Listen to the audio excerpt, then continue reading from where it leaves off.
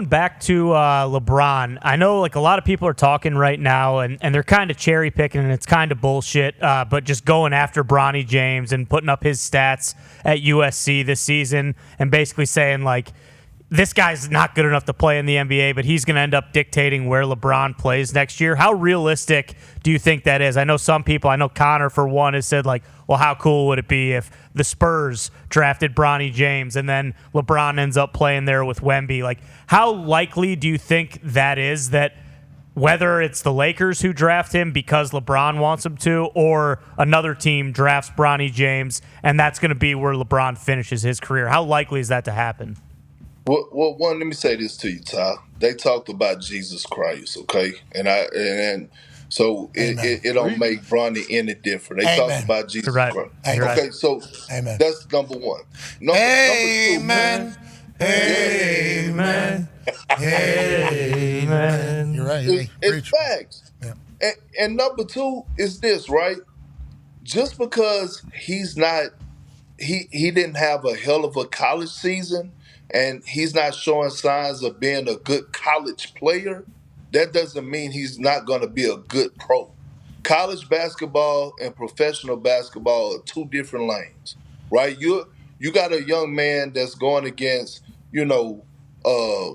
seniors, fifth-year seniors, sixth-year seniors, whatever you want to call it, right? Seasoned guys, running systems, things to that nature. I don't really know how the coach feel about Bronny at USC, but at times I was watching the game, I'm like, you kind of holding them back. You ain't really letting them loose. Bronny James, as a professional, is going to be a completely different ball player, right? Like how the game is played in the NBA with the space, the way that he's able to catch and shoot and knock down shots, the way that he's able to run and transition and be able to finish above the rim, the way that he's able to buckle down defensively and slide those puppies, and he has a high IQ, the game is going to be better for him in the NBA. So that college shit, some guys are just not built for college basketball. Zion, right? I mean, I don't want to say like Zion, but they didn't. There was a time there where Duke had they flamed out of the NCAA tournament. They had like 6 top 5 guys on their roster, and they didn't win.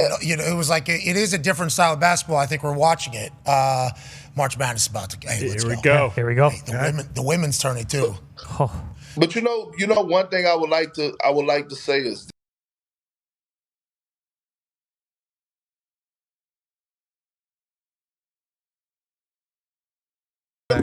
let him have his own space. Let him have his own space. It's unfair to compare or to hold him to the same standard of a LeBron James. LeBron James is arguably the greatest player to ever touch the damn basketball. Yeah. Do I believe Bronny would ever reach that heights? I don't. Do I think Bronny could be an excellent pro and have a long pro career, make a lot of money, and be a true professional and play a valuable role on the team? I absolutely do, and that's okay. We got to quit setting the bar here for that young man and let him set the bar for himself. I agree, Perk, but that's just not reality. That's just not. Yeah, that's just not reality of the situation ever, and he knows that too. I assume Bronny knows that that's just.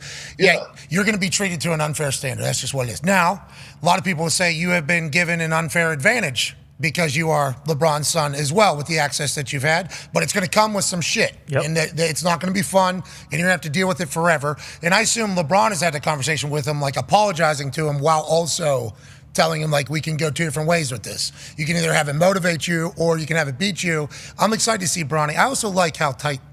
Yeah, it's cool. I like how tight their family is. Yeah, great. That doesn't get chatted about, obviously, because the whole is LeBron Michael Jordan. And it's like, okay, we do that whole thing. And there's people that love Jordan and they'll hate LeBron just strictly because that even was a conversation in it. But like the way he and his family have remained tight and how he's remained very prevalent in Bryce and Bronny's and everything's life, it's like that doesn't get talked about with LeBron's legacy. No. In this, everybody knows everything about everybody era. Okay, which is what we're in right now, which I think if that was happening back in the day, I don't know if the NBA would be the same. I don't know if the NFL would be the same, where everybody was learning everything. It's like LeBron has navigated that in a fashion that I don't know if we'll ever see from a star player in any sport ever again.